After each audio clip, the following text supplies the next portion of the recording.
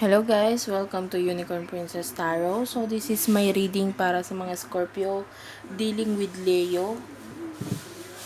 So bahala ka na ilagay yung sarili mo sa sitwasyon. Pwedeng ikaw to Scorpio, pwedeng ikaw to Leo. This is general love reading, so pwedeng hindi ka makaresonate dito. Kunin mo lang kung saan ka makakaresonate, okay? Pwedeng hindi ka makaresonate sa lahat ng sinasabi ko. And kung makaka-resonate ka, kuhanin mo yung mga advices dahil pwede makatulong ito sa'yo. What do we have here for Scorpio dealing with Leo? Hindi ako magsasabi ng sign as much as possible dahil pwedeng ikaw to Scorpio, pwedeng ikaw to Leo, okay? So there's this Ace of Wands. I can feel this is your main energy, the Ace of Wands. And ito yung person mo, Five of Wands. Okay?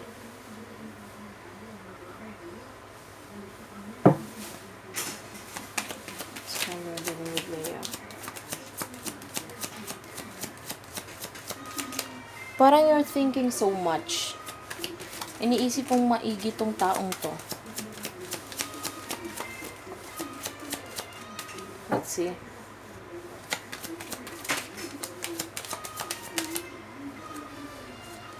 don't take it.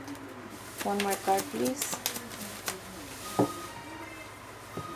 Pwede magkalayo kayo ngayon. With the honeymoon, I can see there's a great distance here. Pwede magkalayo kayo ng for some of you, there's a wedding involved. So, this could be your wife. Or, pwedeng may wedding involved lang dito. And with the honeymoon,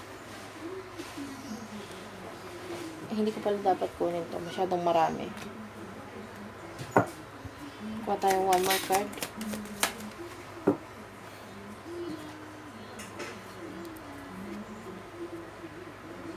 You deserve love.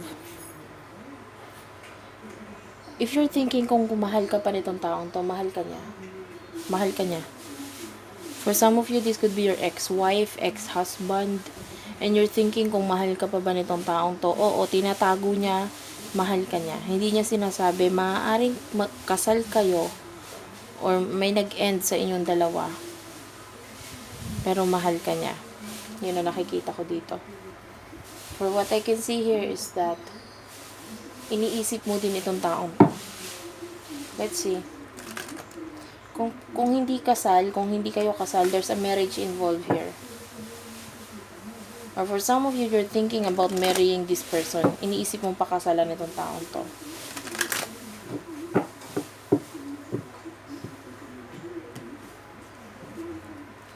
What do we have here for Scorpio dealing with Leo? Namimiss mo na siya eh.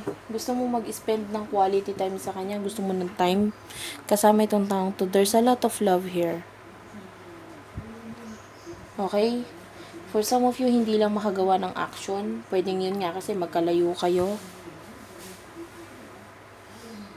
Or may mga nakapalibot. Okay? May mga nakatingin. May humahad lang. May hindi sinasabi. Yun ang nakikita ko dito. It says here, embrace your emotion. Allow your feelings to surface and be accepted. Maaaring hindi nga sinasabi sa'yo ng person mo. Or maaaring nililihim nyo sa isa't isa ito. For some of you, I can feel tampuhan.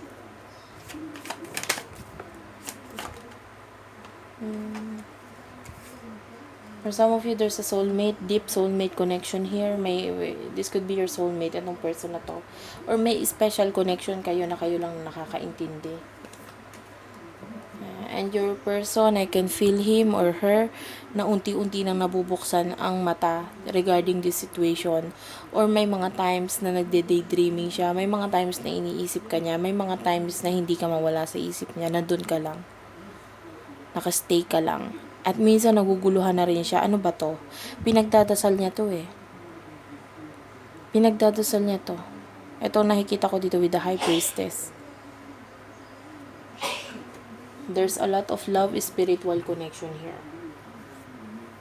With the Magician, maaaring there's panloloko or mga hindi sinasabi, or maaaring yung person mo is already committed, and the reason why is that naloko siya. Yun yung feeling ko dito with the Magician. Pwedeng this is your long lost love ba tawag doon?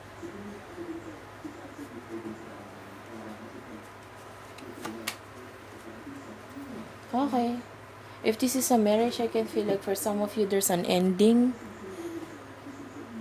dun sa marriage. Pwedeng ikaw ang married dito sa taong to, and I see na medyo nagkakamalubuan kayo, and there's an ending here and a new beginning. Doesn't mean na ending is hiwalayan, pero pwedeng ganon. Maaaring iniisip mong makipaghiwalay na dito sa taong to, and release yourself sa situation. Or pwedeng yung person mo, iniisip mo na sana umalis na siya sa sitwasyon. Sana magkaroon na ng ending. Kung ano man yung,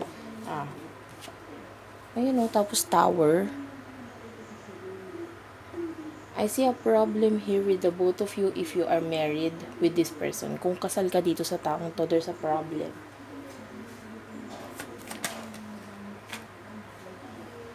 You want to be single, or there's a need to be single. For some of you,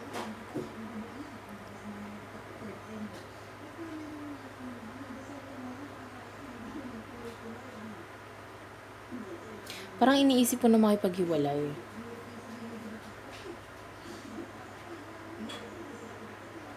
Pero for some of you, you want a new beginning with this person. Kaya lang hindi niya maibigay dahil pwedeng na-stuck pa siya sa sitwasyon. Pwedeng yun nga, may kinalaman ng long distance relationship nyo dito.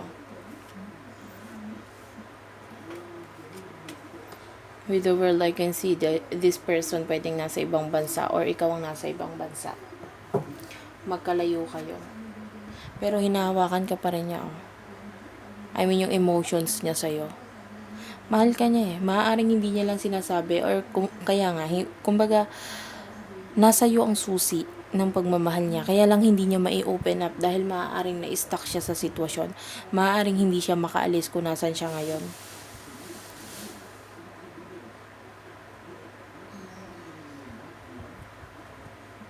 For some of you, pwedeng itong taong to, minsan mo nang inalok ng kasal or whatsoever, or nagkaroon na kayo ng plano before, kaya lang hindi natuloy. Pwedeng yun nga, ang nangyari, sumama sa iba, and then dun siya natuloy. Kaya lang, ang ending hindi rin siya nagkaroon ng peacefulness with this person. Niloko lang din siya. Kaya ngayon, in deep pain siya. Pwedeng hindi niloko, pero I can feel like yung person mo ngayon is currently hindi okay yung feelings niya. There's a lot of thoughts. Parang isip siya ng isip eh. Sana magkaroon ng time na magkaroon ng, time na magkasama tayo.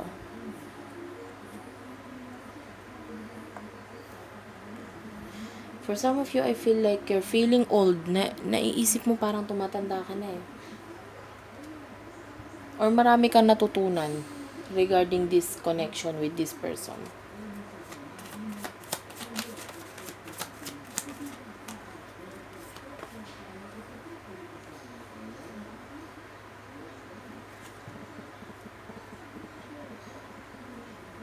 I feel like for some of you, may kinakilala kang iba, gustong maging single.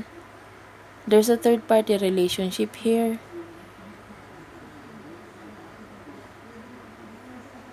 Pwedeng with the Virgo.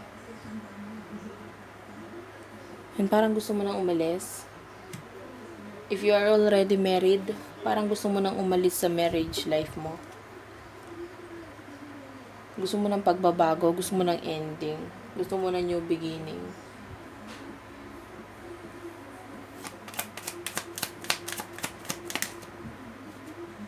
I know, with the Ten of Cups. Gusto mong puntahan kung saan ka masaya.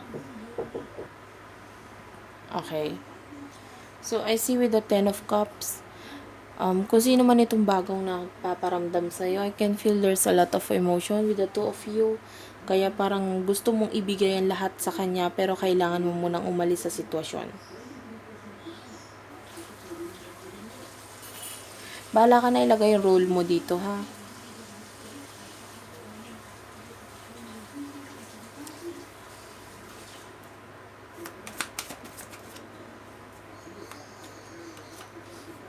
For some of you, gusto nga unlockin ng kasal itong taong to. Kaya lang may nakabantay. Pwedeng long distance relationship. Pero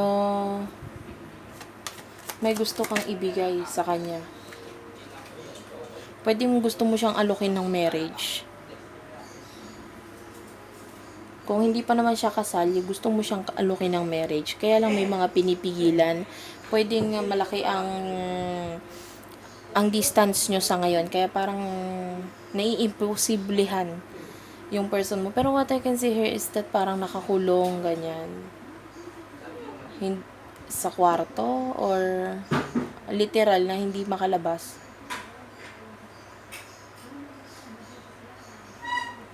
Pero gusto ko makasama ng top person mo. For some of you, merong iniisip ng umalis sa sitwasyon, pero yun nga. Pwedeng ikaw yung may marriage involved dito. And parang namimili ka, oh. With the Two of Swords, there's a decision here na pinagpipilian mo regarding this situation. Pwedeng, ano ba? You have a choice. With the Eight of Wands. Mag-i-stay ka ba o aalis ka? Medyo nalilito ako sa reading, ha? Kasi for some of you, nakukuha ko si Leo na may karelasyon na iba, and for some of you, si Scorpio ang may karelasyon na iba. So, medyo nalilito ako sa reading. Honestly, guys. Bahala ka na maglagay ng sarili mo dito sa reading na to. Ayan, no? With the Hanged Man. May pumipigil talaga. May pumipigil. Maaaring yung person mo, marami pa siyang gustong aralin or marami pa siyang gustong puntahan, marami pa siyang plano. Kaya if you are parang looking forward for a marriage, parang yung person mo is hesitant pa dahil maaaring ang pumipigil sa kanya ay yung sarili niya. Kung literal na wala pa siyang karelasyon, I can feel like ang pumipigil sa kanya ay yung sarili niya dahil maaaring may mga bagay pa siyang gustong marating. Maaaring for some of you nagtatanong ka, bakit hindi natuloy yung proposal mo sa kanya or bakit tinanggihan niya. Kaya ka nanonood ng reading na to ngayon. With the Knight of Pentacles, I see someone here leaving the situation, umaalis sa sitwasyon. Inaalisan lahat ng pain, ng sakit, yung nagpapabigat, nagpapahirap. Ano ba itong ginagawa ko reading? Nalimutan. Scorpio dealing with Leo, no? Or, sorry, medyo nag-uulyanin ako eh. Okay. Let's see.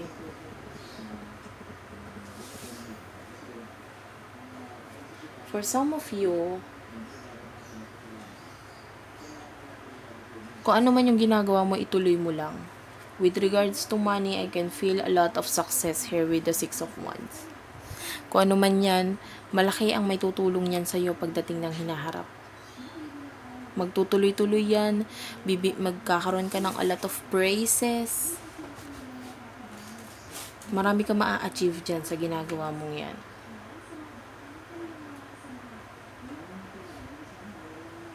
And there's a decision to make with the Two of Pentacles.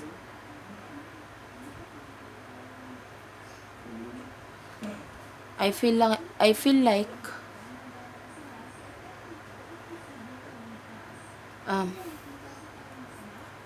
you're choosing kung itong pinapangarap mo The stars. Or itong magpapasaya sa'yo.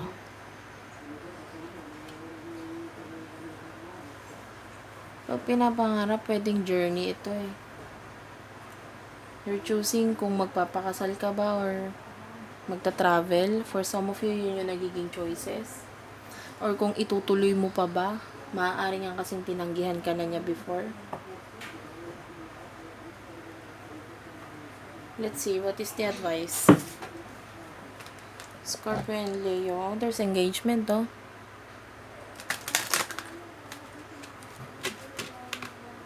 Or maybe, hindi mo pa nagagawa itong, proposal na ito for some of you. You're thinking, ano ba yung sasagot niya? Yes or no? For some of you, there's a need to release something with the release your ex. May kailangan umalis sa sitwasyon or aalis sa sitwasyon. Kung wala namang sitwasyon pwedeng sa sarili niya, kung ano man yung mga nagpipigil sa kanya, I see na matatapos niya rin lahat ng yon. Iaalis niya rin kung ano yung nagpapapagabag sa kanya. Maaaring sabihin niya rin ito sabihin niya rin ito sa'yo. Kung ano man yung nagpapagulo sa isip niya, I feel like an open up here, pwedeng sabihin niya sa'yo yun. Kasi maaaring nagigising na siya dito sa connection. Or there's a need talaga na talagang ialis yung mga toxicity here. With the trust, this situation is calling for you to have faith. Magtiwala ka lang. Magtiwala ka lang. For some of you, nawawala ng tiwala eh.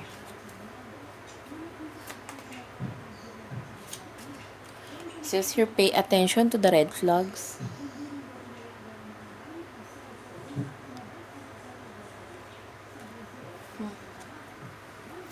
I feel like pinagdududahan mo ba tong taong to? Or you need sign?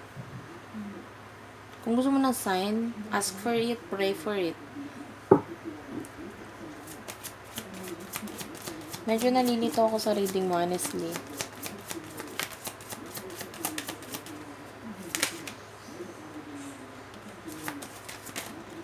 Let's see. Okay. Kung gusto mo magpakasal or aalokin mo tong taong to, it says here, slow down. Hayaan mo munang makilala niya pa yung sarili niya or malaman niya pa yung mga kailangan niyang matutunan. Huwag mo siyang madaliin dahil baka pagsisihan niyo yan sa huli. Okay? If this is regarding releasing your ex or releasing your person, slow down. Huwag ka rin masyadong magmadali. I mean, if you want to release this person or gusto mo nang iwan itong taong to, pwedeng kasal kayo. Pero sabi dito, slow down. Huwag ka masyadong magmadali. Huwag ka padalos-dalos. The heart of the matter. Tignan nyo yung mga pinagsamahan nyo. Isipin mo yung mga bata. Okay? I feel like gusto mong umalis sa sitwasyon or may kailangan kang alisan na sitwasyon or there's a lot of pagbabago and ending here. Pero it says here, tingnan mo rin yung dark side. Ano ba yung mga mawawala sa'yo pagkatapos mong iwan yan? Maaaring nawala yung pagtitiwala or yung trust dito. Tignan mo kung ano yung mga kailangan mong i-develop or ayusin para maayos yung sitwasyon na to. Turn on your heart light. Reflect on a time when you experience love. Mag-reflect ka sa sarili mo. Time for yourself. Try mo magkulong sa kwarto and isipin mo yung mga, kumbaga mag-meditate ba? Isipin mo yung mga nakaraan, yung mga journey nyo together, yung mga pinagsamahan nyo. Yun ang importante eh. Maaaring sa ngayon wala kang emotion or merong bagong taong nagpaparamdam dito. Gusto mong maging single, gusto mo ng pagbabago. But what I can feel here is that tignan mo muna yung mga nakaraan bago ka magpadalos-dalos. Huwag ganon. I feel like I need to get another card. Parang nakikita ko medyo nawawalan ka ng pag-asa for some of you. Like attract likes. There's a lot of love here. Gusto ka niya. Maaaring hindi pa nga lang siya decided ngayon. I don't know guys ha. Parang hindi lang isa ang kausap ko dito ha. Parang marami kayo. Kaya medyo nalilito ako. Pero what I can feel here with the like attract likes. Hindi nga lang niya maibigay yung mga pangangailangan mo. Or there's a lot of changes, mga nagbago. Pero mahal ka niya. Gusto ka niya. Tinetreasure ka niya. Wala siyang makukuha or makikitang katulad mo. Dahil nag-iisa ka lang. At ikaw yung taong tumutugma sa kanya. Okay? So that's it for now. Thank you for watching. I hope mag-like at mag-subscribe kayo. I hope hindi kayo naguluhan kasi ako naguluhan ako eh. Seriously. And honestly guys, medyo magulo yung reading na yon for me. Hindi ko rin nakuha yung energy, mix energy yung mga nakuha ko. May malungkot, may gustong umalis, may gusto ng pagbabago, gustong pumasok sa bagong new beginning. Okay, bahala ka na. So, thank you again. And bye-bye.